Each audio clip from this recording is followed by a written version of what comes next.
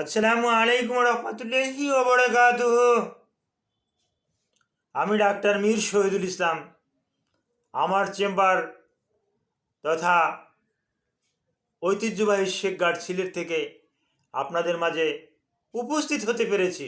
আপনাদের মাঝে প্রতিনিয়ত উপস্থিত হয়ে অতি মূল্যবান ভিডিও আপলোড করে থাকি, যেগুলো সম্পূর্ণ চিকিৎসা বিজ্ঞান সম্মত। এই পর্যন্ত অনেকগুলো ভিডিও আমি আপলোড করেছি, অনেক দর্শক এগুলো দেখেছেন। কিন্তু আমি ভিডিওগুলো করার আগে একটু চিন্তা ভাবনা করে কথা বলি, আস্তে আস্তে কথা বলি, এবং অতি দ্রুত কোনো কথা বলি না, যাতে মুখ জড়িয়ে যায়, জটায়ে যায় এবং ভুল কথা বলি, এবং পরবর্তীতে অনেকে ভুল ভিডিও দিয়ে ভুল ক্ষমা চায়, ছড়ি বলে। আমি এরকমের আস্তে আস্তে করি, কেন ক্ষমা চাবো? আর ভুল কথা আমি কেন বলবো? আমি আস্তে আস্তে করে কথাগুলো বলি, তাহলে তো আর ভুল হবে না। জি দর্শক শ্রোতা, আলোচনা করব অ্যাসকেবিস কি, কেন হয়, এর লক্ষণ কি, আর কোন কোন ওষুধে অ্যাসকেবিস ভালো হয়। অ্যাসকেবিস একটা চর্মরোগ। আমি আবার বলছি, অ্যাসকেবিস কি, এর অ্যান্সারে আসবে। আপনি যদি স্টুডেন্ট হন, আপনি এখান থেকে শিখে নিতে পারেন what is scabies. Scabies is one kinds of skin disease. এটা কি কারণে হয়? এটা সার্কোপটিন নামক অ্যাসকেবিস, সার্কোপটিন অ্যাসকেবিস একটা জীবাণুর নাম। এই জীবাণুর মাধ্যমে এটা শরীরে হয়ে থাকে। It is sarcoptes scabies is one kinds of parasite. এটা একটা প্যারাসাইট, পরজীবী। এটার আকার আকৃতি কি, এটা আমি মাইক্রোস্কোপে দেখেছি, বা আমাদের চিকিৎসক বিন্দু যারা মাইক্রোস্কোপে এটা দেখেছে, এটা দেখতে একটা ছোট আকৃতির। মাইক্রোস্কোপ যখন 1000 জুমে আমি দেখেছি, তখন দেখেছি এটা একটা কাচ্চিমের মতন, বড় আকারের একটা কাচ্চিম দৌড়াইতে আছে। আর এর কাজটা হলো আপনার ত্বকে বসবাস করবে, এবং একজনের শরীর থেকে অন্যজনের শরীরে কীভাবে এটা ট্রান্সফার হয়। আপনি যে বিছানায় ঘুমালেন, ওই বিছানাতে যদি অন্য কেউ ঘুমায়, অর্থাৎ আপনার অ্যাসকেবিস আছে, ওই বিছানাতে যদি অন্য কেউ ঘুমায়, তাহলে তার হবে। তার ব্যবহারের গামছা, লুঙ্গি যদি কেউ ব্যবহার করে, তাহলে তার হবে। তার বালিশে যদি কেউ বালিশে মাথা রেখে যদি ঘুমায়, তাহলে তারও ডাইরেক্ট হয়ে যাবে। এজন্য বাড়িতে বা ঘরে যদি একজনের হয়, তাহলে আমি কিন্তু বলে থাকি, আমার রুগীদেরকে সাজেশন দেয়, অন্য ডক্টররা ওই একই সাজেশন দেয়, যেহেতু মেডিকেলে তো একাধিক সাজেশন আর নাই, যে এই ওষুধ আপনারা ফ্যামিলি মেম্বার যে কজন আছেন সবাই একই সাথে ব্যবহার করবেন।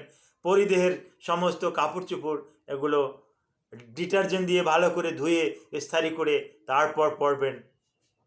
এগুলো সকল ডক্টরদেরই কিন্তু একটা অ্যাডভাইস। তো হ্যাঁ, এর লক্ষণটা কি? শরীর প্রচুর চুলকাবে, বিশেষ করে হাতের যে এই আঙুলের যে ভাঁজ আছে, ত্বকের যে ভাঁজ আছে, হ্যাঁ, এই যে এলবুতে একটা ভাঁজ আছে, এই শোল্ডারে একটা ভাঁজ আছে, এরকমের লোয়ার লিম্সেও বেশ কিছু ভাঁজ আছে। এই ভাঁজে কিন্তু এই সার্কোপটিন অ্যাসকেবিস ভাঁজে বেশি দেখা যায়, আর ওখানেই কিন্তু চুলকায়। তো চুলকাতে অনেক সময় ইনফেকশনের সৃষ্টি হয়, ঘা হয়, ওখানে ক্ষত হয়। তো ক্ষত হলে অনেকে আমার দেখা যাচ্ছে যে অনেকে অ্যান্টিবায়োটিক খেয়ে নিচ্ছে, ইচ্ছা মতন অ্যান্টিবায়োটিক খেয়ে নিচ্ছে। আসলে অ্যান্টিবায়োটিকে তো ওই পরজীবীটা তো আর মারা যাবে না, ওখানের জন্য তো আলাদা ওষুধ আছে। ওষুধেও আমি আরছি, চুলকাবে এবং র্যাশ হবে, রাতের বেলায় বেশি চুলকাবে, এবং রাতের বেলা খুব অস্থির লাগবে। অস্থির লাগবে বলতে খাদ্যজনের কারণে তার শরীর অস্থির লাগবে। কোথাও ওই সার্কোপ্টিন অ্যাসকেপিস কোথাও কোথাও চামড়ার নিচে চলে যেতে পারে, নিচে গিয়ে তারপর আসে আপনার চামড়াটাকে ও খাইতে থাকে। ও ওই সার্কোপ্টিন অ্যাসকেপিসের প্রধান খাবারই হলো আপনার যে মৃত্যু চামড়াটা, হ্যাঁ, মৃত্যু যে ডেড সেলগুলো ও কিন্তু খেয়ে নেয়। যার পরিপ্রেক্ষিতে আপনার কিন্তু যখন চাবাচ্ছে খাচ্ছে তখন আপনার জ্বালাপোড়া তো হবেই, আপনার তো অধৈর্য লাগবেই। এখন এর চিকিৎসা কী? হ্যাঁ, মেডিকেলের ভালো চিকিৎসা আছে। আমি চিকিৎসা পদ্ধতিও বলতেছি। এই চিকিৎসা পদ্ধতি বিশেষ করে ট্রপিক্যাল কিন্তু কিছু ক্রিম লোশন আছে, এগুলো সিঙ্গেল ইউজ করতে হবে, একবার ইউজ করতে হবে, একবার ইউজ করতে হবে। এই গলার নিচ থেকে শুরু করে পা পর্যন্ত কোনো অঙ্গ প্রত্যঙ্গ বাদ রাখা যাবে না, একবার ব্যবহার করতে হবে। যদি প্রয়োজন মনে করি তাহলে 7 দিন পর আমরা রুগীকে বলি যে 7 দিন পর আবার ব্যবহার করবেন। আর বলি আপনার পরিদেহের কাপড় চোপড় এগুলো ভালো করে ডিটারজেন্ট দিয়ে ধুবেন। ডিটারজেন্ট না থাকলে আপনি গরম পানিতে আপনি ফুটিয়ে নেন, গরম পানিতে ফুটিয়ে আপনি ইস্তারি করেন। ইস্তারি করতে পারলেন আপনি টাটকা রোদ্রে আপনি শুকিয়ে আপনি তারপর আসে পরেন, এতে উপকার হবে। বিছনার চাদর, বালিশের কভার এগুলো আপনি ভালো করে ধুয়ে নিন, তারপর আসে আপনি এগুলো ব্যবহার করুন, এটাই অতি অতি অতি উত্তম।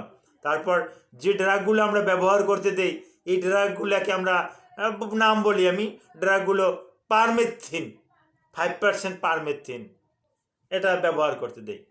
10% কোট্রামিটন এটা ব্যবহার করতে দেই। কোট্রামিটনও ভালো একটা রেসপন্স দিয়ে থাকে। তারপর 25% বেনজিল বেনজোয়েট এটা আমরা দিয়ে থাকি। 25% মনোসালফ্রাম দিয়ে থাকি।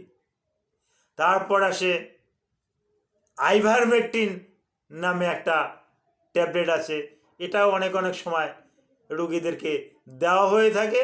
তো আমি সাধারণত রুগীদেরকে এটা দিচ্ছি না, এর সাইড এফেক্ট অনেক বেশি, যার পরিপ্রেক্ষিতে আমি পছন্দ করি না ইভারমেকটিনটা। যদিও এটা করোনাকালীন সময় ইভারমেকটিন নিয়ে অনেক আলাপ আলোচনা হয়েছে, করোনায় ব্যবহার হয়েছে, হ্যাঁ, এটা অনেক উপকারও হয়েছে। এর কোনো ওয়ার্ল্ড হেলথ অর্গানাইজেশন থেকে কোনো গুরুত্বপূর্ণ কোনো একটা তথ্য আজও পাইনি। যেহেতু এই শুধু মুখের বলার কারণে এই ইভারমেকটিনটা এই 6 mg 12 mg এই যে কী হারে চলে গেছে এটা কল্পনা করা যায় না। ভালো মানুষ সেও বলতেছে যে আমিও তো হলে ইভারমেকটিনটা খেয়ে নেই এই করোনাকালীন সময়। আসলে করোনার সাথে ওই ইভারমেকটিনের সাথে কোনো রকম কোনো তুলনাই নাই। এটা একটা ওই পরজীবীর একটা ওষুধ, একটা লিকের ওষুধ, একটা উকুনের ওষুধ। এটাই কিভাবে ওই করোনার উপরে কাজ করে? আসলে কোনো কাজ করেও না। বিভিন্ন ট্রায়ালেও দেখা গেছে কাজ করে না, অনেকে ট্রায়াল দিচ্ছে কাজ করে না। আর ওয়ার্ল্ড হেলথ অর্গানাইজেশন থেকেও কোনো বড় ধরনের কোনো তথ্য আসে না যে এই ইভারমেকটিন যে ওই করোনার জন্য, কোভিড-19 জন্য একটা ড্রাগ, এরকমের কোনো গাইডলাইন পাওয়া যায় না। তো অ্যাসকেবিজের জন্য আপনারা এই যে ওষুধগুলো বললাম, মনোসালফ্রাম, বেনজিল বেনজোয়েট, পারমেথ্রিন, তারপর আসে কোট্রামিটন, এগুলো আপনারা ডক্টরের সাথে আলাপ আলোচনা করে আপনি ব্যবহার করবেন যে কতটুকু কীভাবে কী, বাচ্চার বয়স কত, 1 বছর হলে কতটুকু, 2 বছর হলে কতটুকু, 3 বছর হলে কতটুকু, ওজন হলে কার ওজন অনুসারেও এটা আমরা দিয়ে থাকি। সেই হিসাব করে আপনি ওই ডাক্তারের কাছে যাবেন, ডক্টর আপনাকে এটা সিলেক্ট করে দিয়ে দেবে। Thank you all.